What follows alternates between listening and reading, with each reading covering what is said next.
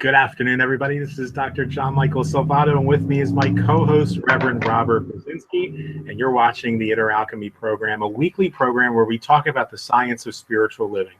How do we make a shift in our consciousness, a shift in our mindset that begins to plant a seed on the spiritual level that manifests itself or demonstrates itself in our daily lives, particularly our daily lives as entrepreneurs.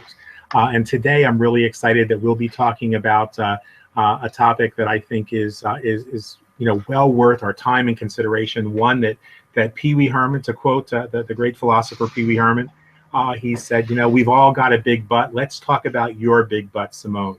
And so that's kind of the theme of today's topic, and I just made myself an even bigger geek to be able to quote a line from Pee Wee's Big Adventure. So I'm going to just turn this over to Robert, who's going to share with you some insights that I think are really unique, something that I know I hadn't considered before, that really started me off this morning with one of those wonderful little jolts that this might be a different way of looking at things. So, Robert, go ahead and take it away. Thank you, Gianmichael. Yes, today we get to talk about our big old butts, and maybe they're not so big and maybe they're not so old, but sometimes it's the little butts that are brand new that catch up with us as well. What we're talking about is, as always, how do we focus the words? What are the meaning behind our words? So, for many, many years, I've taught that when speaking and in our language, anytime you hear the word but, everything after that is a limitation.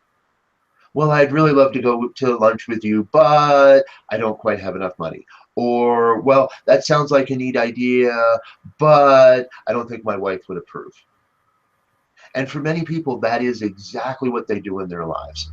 They state what they'd like, and they immediately counteract that by negating it, by saying, but I don't, or but I can't. And so everything after the but becomes a limitation. Well, recently, and those are the ugly buts, right? Those are the buts we don't want to look at. And recently, I was introduced to a concept, and I saw it on a video, and it makes a lot of sense because someone had said, what if everything from the but forward is us opening to our possibilities? Well, I'd like to go to lunch with you, but I'm working towards a project that's taking more of my time. Not a limitation, but an opportunity. Well, I'd really like to sit around and watch a movie with you tonight, but I'm working on creating more abundance in our lives, and so I'm going to go back and do some work on the computer. We can look at this equation from either direction. Now, there it is the key. Because in life, there is always not necessarily a balance, but an equilibrium. Real quick, when you think about balance, what is it? Balance is pretty static. If I'm balanced, I'm not moving. But if I'm moving with equilibrium, a little to this side, a little to that side, back and forth, then I start to find the pathways and I start to find the ideas that move me in the direction of my dreams, of my true desires.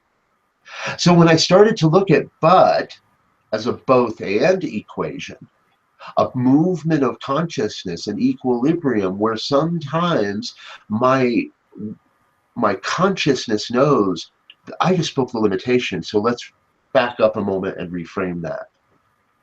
I would like to do that with you, but my family's a little more important, and I've promised I'm going to spend time with them.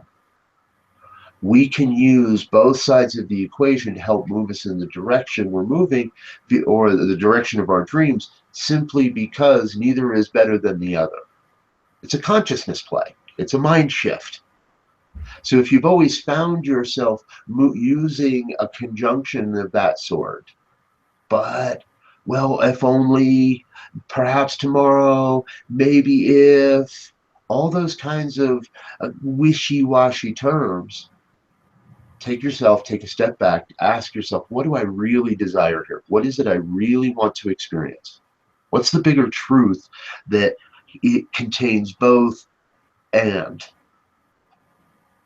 with a few moments of silence and a little bit of contemplation, what I know is the answer will pop up.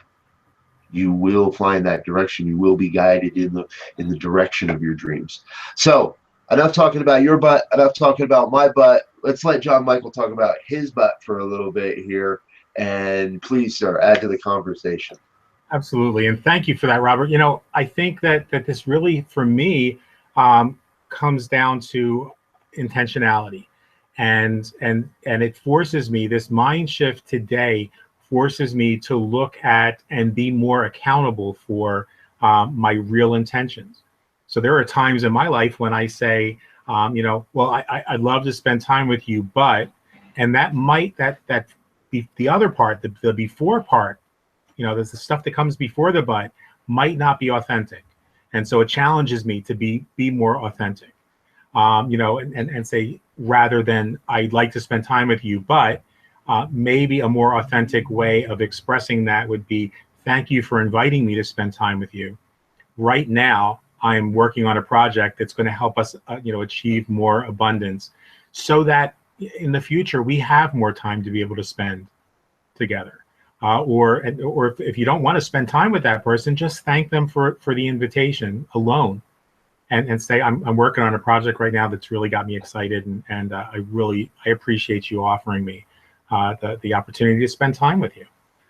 So it kind of forces me to like I've always seen that as a challenge for me to eliminate the buts, positive or negative. And I've never thought of the positive side as opening to potentiality until you brought that up this morning.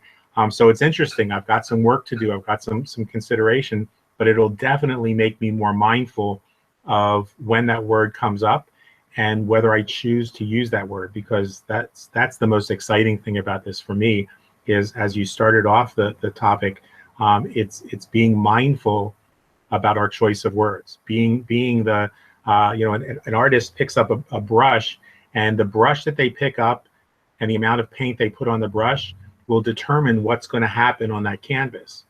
And our words are the same way. Our words are the different size brushes, the amount of paint that comes on those brushes, and will determine the experience that we manifest in our lives. So this is an opportunity for us to kind of make that decision, take back that control, and assume 100% responsibility for the words that we're speaking. So thank you so much for that. Katrina, how about, are you at a place where you can talk today? Yes, I am. So what I find with this word "but" is that it also kind of negates what came before it, as much as it limits what the statement that follows is limitation. So what I have been attempting to do, make a consistent practice of, is just eliminating that word, because again, the most important person who's listening to what I say is me and my mind and what I'm feeding myself in that way. And so I don't want to negate or to put it in a context of I have to choose either or. I want to be able to say, if it's would you like to come get together for dinner? I would prefer to say I'd love to, and I have a prior commitment, or I'd love to, and I am working. It's not good timing right now. I'm working on a project that I really need to spend that time on, but definitely, and definitely let's look at a future time, if in fact I want to get together with the person. And then if not, then I can just leave it there. It's not good time right now. And but in any case, the thing, there are times when using the word "but" is okay, but I find that if it's about a choice that I'm making, then I am putting myself in this mentality of I have to do either or, instead of So I prefer not to. It's not like the word "but" can never ever be used. There are times when it's appropriate, but I do like to use it when I'm purposely, I'm doing it consciously. Let's just say that. So so certainly, when there's a choice to be made, I prefer to frame it in a way that leaves it, open for me on either end of it. So I find "and" often works as another choice linguistically. Exactly, Katrina. That's part of my whole philosophy in this life. How do we find the both and? How do we search for that both and? And at any moment, and life gives us these choices constantly. Life is all about choice. And even to now, we have now one of the things is conscious choice of when we end this life. And it's on ballots across the country now. It's a conversation. So Mm-hmm. we come back to, am I making my choices from a place of consciousness? Am I making my choices from a place of mindfulness?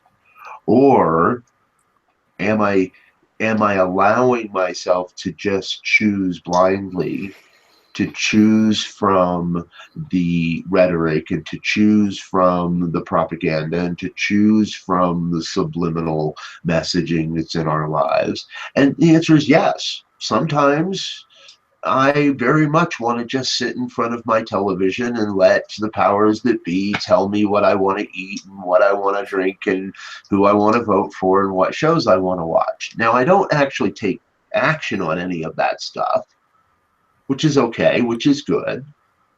So yes, I allow those messaging from that push messaging into my consciousness, but it's not as often. It's less frequent than earlier in my life. I'm much more conscious of the messaging I allow in, and so I look for that both and solution. How do I get both this and that side of the equation? And how can I honor both your perspective of this discussion and my side of this discussion, if there's really sides? Mm-hmm. Again, we come back to the oneness of it all, and it's one just giant play happening across the cosmos in time and space. And it is absolutely necessary to move through our lives in a way that opens to I believe, a deeper mindfulness and therefore a more expansive consciousness, so that you could eventually eliminate those words. There are words that I have eliminated from my life. There are words that just used to be there, were prevalent, and now they're not part of my consciousness. And when they're pushed at me, when those words, when those phrases are pushed at me, and I'm supposed to respond or react that way because of what somebody's trying to manipulate me into, it doesn't work anymore. Hate is the perfect one. I don't find myself there. I've eliminated the word. I'm conscious that it exists. I know what other people think those four letters mean. But if you try to push that on me, if you try to market me in that way, if you try to manipulate me into having that experience, it doesn't work. Mm-hmm. What it gets replaced with is the both and. You can have yours, and I'm going to respond with love. I'm going to transmute that energy into an energy of caring, of support, of love. Right on. Come a long way from our butts. Yeah. And we would love to hear what you guys that are watching on the replay think of this. So please share your thoughts in the comments below the blog. Just because we are striving to make these things, these daily sessions, and even to a lesser extent to these inner alchemy programs, more brief, in keeping with our commitment to brevity and to really refining our message, being a little more mindful of what we're saying, doesn't mean that ththese topics are any less important. In fact, it can be more important because we've really kind of what do you call, like almost like extracted and concentrated the message, and that leaves more room for you guys to be able to participate. Whether you're participating live or you're participating in the comment section under the blog is equally important. And the idea I would like you to think about as you watch today's program, maybe on the replay, then is really to consider, how can I contribute value to this process, and at the same time begin to refine and sharpen and hone my skills as a communicator in the marketplace. So see, this isn't just about our caring what you think, what you have to offer. It's about you actually mindfully choosing to respond, choosing to add to the conversation, choosing to bring value to what we're talking about, no matter whether that's a business strategy, a marketing technique, a company that we might be talking about, or a mind shift like we're talking about today. When you make a conscious decision that you're going to bring value, then everything in that situation changes. Then we change the world by becoming that tribe, that community that cares. So Robert, I thank you for bringing up a great topic today. I know it'll certainly be one that I'm really conscious of as I go into my weekend. It'll be one that I'm conscious of as we go into the next week, and some considerations that I'll have in my own life about the possibility of using the word, maybe considering using the word "but" in my conversations, with the intentionality of bringing to light a greater potential, a greater possibility that exists and that always exists for each and every one of us. Yeah. So having said that, if you would, let's open our hearts and our minds to a treatment that activates the law, that activates a transformation in each one of our lives to that greater possibility that exists. Absolutely. So I invite each one into that moment of knowing one power, one presence, one infinite intelligence, nameless and yet known by so many, many, many, many names, boundless, limitless, one power, presence, and intelligence operating as all of life, as the very source, the very supply of love and light and beauty, of truth and health and wealth and well-being, abundance, prosperity. It's all there, every moment of life, this expression of the one. And so I know that oneness, that allness operates as my life perfectly, whole and complete, nothing missing, nothing absent. As I know that truth of my life, I know that same truth of each one listening to these words now, live, or on a recording at some other moment in time. There is this still oneness. These words still resonate. They still vibrate, for they are the expression of it all. And in that, I claim for each one hearing these words to recognize their own life as that expression of the one, whole and complete, perfect, just as it is. And I claim for each that deep knowing of prosperity, of abundance, of evolution, of expansion, of a transformation into the next great adventure, the next great impulse of life and living. Through our businesses and our families, through our friends and our colleagues, through all the connections, all the interactions, there is this one power coming forth, bringing forth magnificence. A new life, a new way of being, a new perspective of business and caring, of family and sharing, of all coming together as one. I am just so grateful for the reminder of this blessing, for this image, for this deep knowing that it's all happening just as it must. Everything necessary for the complete and total fulfillment of my mission, of your mission, comes forward and manifests exactly as it must. Everything necessary in the divine right moment, showing up exactly as it must for the highest and the best of everyone. That's how it works. That's life. And so I am so very, very grateful for the revelation of this word, for the revelation of this truth, and to stand and let it all be. To release this word into the law that must create, the law that only creates, the law that can only say yes to this word. I know it is done, and I let it be. I get my bloated nothingness out of the way and let it all flow.